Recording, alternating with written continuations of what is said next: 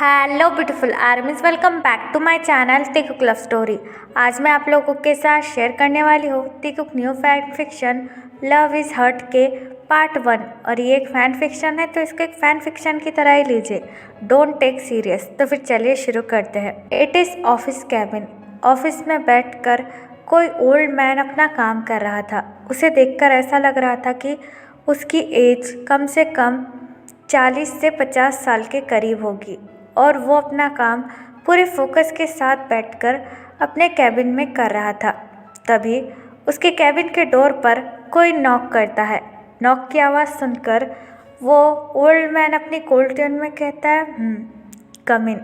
तभी एक यंग लड़का जिसकी उम्र कम से कम 26 से 27 साल होगी, वो उस ओल्ड मैन के कैबिन में एंटर करता है और उसके साथ 2 बॉडीगार्ड भी होते हैं। उसे देखकर ऐसा लग रहा था कि वो बहुत ज़्यादा रिच और बहुत ज़्यादा डेंजरस है। उसे देखकर एक पूरी माफिया की वाइब आ रही थी।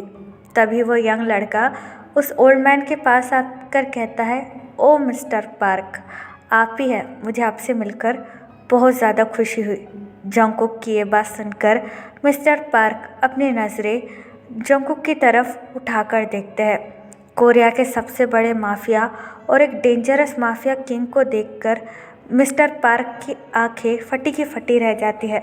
मिस्टर पार्क इमीडिएटली अपनी चेयर से उठते हैं और बार बार जंगकुक को ग्रीट कर कहते, सर आप यहाँ पर क्यों आए? अगर आपको मुझसे कोई काम था तो आप मुझे बुला लेते। मेरे इस छोटे से ऑफिस में आने की अपनी तकलीफ़ क्यों उठाई? मिस्टर पार्क की ये बात सुनकर जंगकुक स्माइल करता है और चेयर पर बैठकर कहता है, कूल डाउन मिस्टर पार्क, मुझे दरअसल आपसे कुछ इम्पोर्टेंट काम था, इसलिए मैं आपसे खुद मिलने चला आया। आप तो जानते हो ना, मैं अपने पर्सनल काम खुद ही करता हूँ। जंगकुक की ये बात सुनकर मिस्टर पार्क अपना हेड नोट करते हैं और चेयर पर बैठ जाते हैं।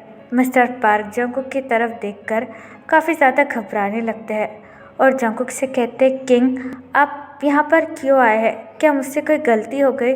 क्या मैंने कोई गलती कर दी? अगर मैंने कोई गलती की हो तो प्लीज़ मुझे माफ़ कर दीजिए, मुझे मारिएगा मत।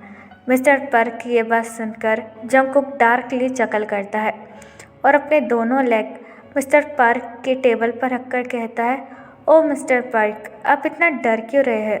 मैं तो आपसे दरअसल रिश्ते की बात करने आया हूँ। I hope you like it.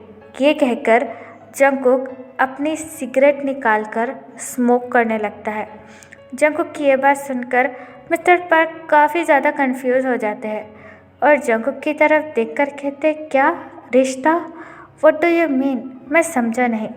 Jungkook cigarette का धुआं मिस्टर पार्क के मुंह पर छोड़ता है और उनसे कहता है, मैंने सुना है कि आपका एक बहुत ब्यूटीफुल बेटा है, उसका नाम क्या है? हाँ, पार्क जिमिन।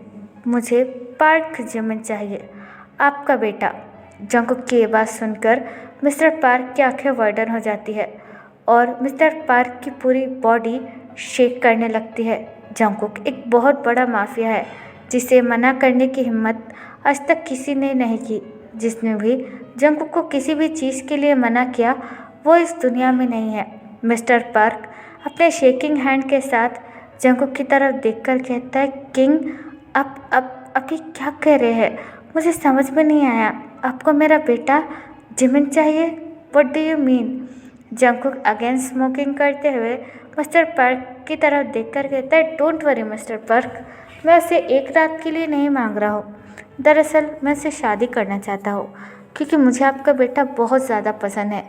मैंने उसे कल ही देखा और मैंने जब से उसे देखा मेरा उससे शादी करने का मन है। सो इसलिए I want to marry your son. और हाँ, मुझे शादी जल्दी से जल्दी करनी है क्योंकि मुझे टाइम वेस्ट करना बिल्कुल भी पसंद नहीं है।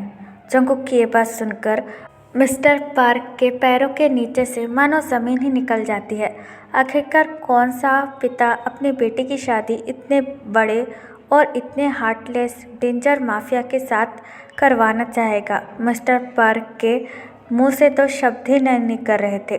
तभी जंगकुक मिस्टर पार्क की तरफ देखकर कहता है, ओ मिस्टर पार्क, मैं जानता हूँ आप क्यों घबरा रहे हैं, लेकिन चिंता मत कीजिए, मैं प्रॉमिस करता हूँ मैं आपके बेटे को दुनिया की सारी खुशियाँ दूंगा और आपके भी बिजनेस में ढेर सारा पैसा इन्वेस्ट करूंगा। आप जानते हो ना, मुझे ना सुनने की आदत नहीं है।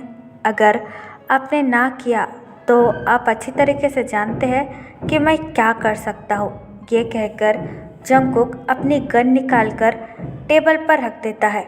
जंगकुक की गन देखकर मिस्टर पार्क काफ़ी ज़्यादा डर जाते हैं। आखिरकार कौन एक इतने बड़े माफिया से अपनी ज़बान लड़ाएगा, ये जानते हुए भी कि वो आपको मार भी सकता है। मिस्टर पार्क की पूरी बॉडी स्वेटिंग करने लगती है।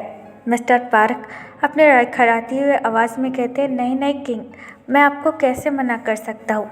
ये सब कुछ आपका तो है। अगर आप जिमिन से शादी करना चाहते हो तो मैं इस शादी के लिए रेडी हूँ और मैं जिमिन को भी बता दूँगा। मैं आप दोनों की शादी करवा दूँगा, आप चिंता मत कीजिए। मिस्टर पार्क की ये बात सुनकर जंगकुक डार्कली चकल करता है और मिस्टर पार्क से कहता है, गुड, मुझे आपसे यही उम्मीद थी। चिंता मत कीजिए, मैं आपकी कंपनी को कोरिया की सबसे बड़ी कंपनी बना दूंगा। आफ्टर ऑल आप मेरे फादर इन लॉ जो बनने वाले हो। जंगकुक की ये बात सुनकर मिस्टर पार्क काफ़ी ज़्यादा नर्वसली अपना हेड नोट करते हैं। तभी जंगकुक मिस्टर पार्क के पास आता है और मिस्टर पार्क को हक कर कर कहता है, याद रहे मैं जैसा चाहता हूँ वैसा ही हो, वरना आप जानते हैं मैं आपको क्या कर सकता हूँ और आपकी कंपनी को भी। ये कहकर जंगकुक टेबल पर से अपनी गन उठाता है और वहाँ से चला जाता है। जंगकुक के जाने के बाद मिस्टर पार्क एक झटका खाकर चेयर पर गिर जाते हैं। मिस्टर पार्क पानी का गिलास लेकर उसे हड़बड़ाहट में पी लेने लगते हैं। मिस्टर पार्क को समझ में नहीं आ रहा था कि आखिरकार वो करे क्या। वो इतने बड़े माफिया को मना भी नहीं कर सकते। मिस्टर पार्क नर्वसली अपने लिप्स को बाइट करते हैं और कहते हैं, मैं जिमिन से कैसे कहूँगा कि मैंने उसकी शादी इतने बड़े माफिया से फिक्स कर दी। मेरा जिमिन पता नहीं क्या होगा। मगर मिस्टर जॉन को पता कैसे चला कि मेरा एक बेटा है और वो उससे आखिरकार शादी क्यों करना चाहते हैं। मुझे तो कुछ समझ में नहीं आ रहा है। मैं आखिरकार करूँगा क्या। अगर मैंने जंगकुक को मना कर दिया तो वो मेरी कंपनी और मुझे भी मार सकता है। ये कहकर मिस्टर पार्क बहुत ज़्यादा परेशान हो जाते हैं। दूसरी तरफ जंगकुक अपनी कार में आकर बैठ जाता है और जेहोप की तरफ देखकर कहता है, चलो काम हो गया। जेहोप जंगकुक की तरफ देखकर स्माइल करता है और अपनी कार को ड्राइव करने लगता है। जेहोप जंगकुक की तरफ देखकर कहता है, क्या तुमने मिस्टर पार्क से जिमिन की बात कर ली? उन्होंने क्या कहा? जेहोप की ये बात सुनकर जंगकुक डार्कली चकल करता है और जेहोप से कहता है, तुम्हें क्या लगता है कोई माफिया किंग जॉन जंगकुक को मना कर सकता है? जेहोप अपना हेड नोट करता है और जंगकुक से कहता है, नहीं, कभी नहीं। किसमें इतनी हिम्मत नहीं है कि जो माफिया किंग जॉन जंगकुक को मना कर सके। लेकिन किंग, अचानक से शादी का फैसला ये आपने क्यों किया? हाँ, आप तो इन सब चीज़ों में यकीन नहीं रखते हो ना। जेहोप की ये बात सुनकर जंगकुक स्मार्ट करता है और जेहोप से कहता है, हाँ, लेकिन मुझे वो लड़का पार्क जिमिन बहुत ज़्यादा पसंद है। वो मुझे पहली नज़र में ही पसंद आ गया था और वो बहुत ज़्यादा ब्यूटीफुल है और इस दुनिया की हर एक ब्यूटीफुल चीज़ पर सिर्फ़ और सिर्फ मेरा ही हक है। इसलिए आई वॉन्ट हिम और मैं उसे किसी भी कीमत पर शादी करके ही रहूँगा। It is final decision. ये कहकर जंगकुक और जेहोप दोनों ही हंसने लगते हैं। जेहोप जंगकुक का कज़न ब्रदर है और उससे ज़्यादा वो जंगकुक का राइट हैंड है, जो जंगकुक का हर ऑर्डर मानता है और जंगकुक का काम किया करता है। जंगकुक कोरिया का बिगेस्ट माफिया है। जंगकुक एक हार्टलेस पर्सन है।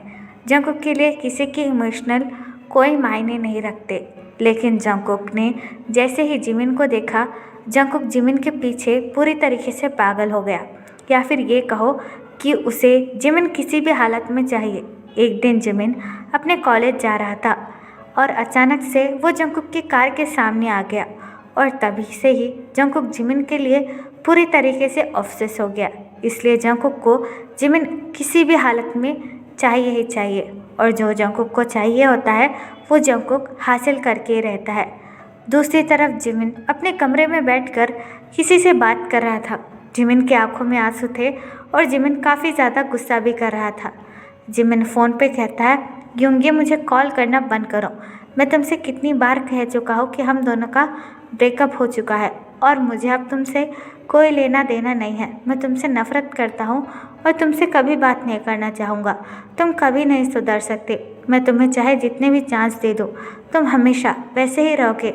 मैं तुम्हारे साथ कोई भी रिलेशनशिप में नहीं रह सकता। दूसरी तरफ योंगी रोते हुए जिमिन से कहता है, जिमिना प्लीज़ मुझे माफ़ कर दो। मैं तुमसे बहुत प्यार करता हूँ जिमिन, और मैं तुम्हारे बिना नहीं रह सकता। योंगी की ये बात सुनकर जिमिन सैडली चकल करता है और योंगी से कहता है, अच्छा अगर तुम मुझसे प्यार करते तो मुझ पर हाथ कभी भी नहीं उठाते और ना ही मुझ पर इस तरीके से शक करते। मैं तंग आया गया हूँ योंगी तुमसे। तुम हर छोटी छोटी बात को लेकर मुझसे लड़ाई करते हो, मुझ पर शक करते हो, और मैं ऐसे रिश्ते में नहीं रहना चाहता हूँ जहाँ पर मेरी कोई सेल्फ रिस्पेक्ट हो ही ना। जिमिन की ये बात सुनकर योंगी अपने लोअर लिप को बाइट कर लेता है और जिमिन से कहता है, जिमिन ये आखिरी बार है, इसके बाद मैं तुम्हें कभी तकलीफ़ नहीं दूंगा। प्लीज़ मुझे माफ़ कर दो। लेकिन योंगी की ये बात सुनकर जिमिन एक डीप ब्रेथ लेता है और योंगी से कहता है, आज के बाद मुझे कॉल मत करना। ये कहकर जिमिन फ़ोन काट देता है। जिमिन अपना फ़ोन फ्लोर पर फेंक कर बहुत ज़्यादा रोने लगता है और कहता है, क्यों योंगी, आखिरकार तुम ऐसे क्यों हो? तुम क्यों अपने गुस्से को कंट्रोल नहीं कर पाते हो? तुम्हारा गुस्सा हर बार मुझे बस तकलीफ़ ही पहुंचाता है। जिमिन रो ही रहा था कि तभी जिमिन के बेडरूम के डोर पर कोई नॉक करता है और कहता है, जिमिन बेबी तुम क्या अंदर हो? मैं अंदर आ सकता हूँ क्या? अपने डैड की वॉइस सुनकर जिमिन इमीडिएटली अपने आंसू पोंछता है और अपने आप को सही कर कर कहता है, जी डैड अब अंदर आ जा सकते हो। जिमिन की ये बात सुनकर जिमिन के फादर रूम के अंदर आ जाते हैं और जिमिन की तरफ देखकर स्माइल करते हैं। जिमिन बेड पर बैठा हुआ था और अपने इमोशंस कंट्रोल करने की कोशिश कर रहा था। जिमिन के डैड जिमिन के पास आकर बैठ जाते हैं और जिमिन का हैंड होल्ड कर कर कहते हैं, जिमिन मैं आज तुमसे एक बहुत ज़रूरी बात करने वाला हूँ। उम्मीद है तुम मेरी बात टालोगे नहीं। जिमिन अपने डैड की ये बात सुनकर अपना हेड नोट करते हैं और अपने डैड से कहते हैं, कहिए डैड आपको क्या ज़रूरी बात करनी थी मुझसे? मिस्टर पार्क अपना हेड नोट करते हैं और जिमिन से कहते हैं, जिमिन मैंने तुम्हारी शादी फिक्स कर दी है।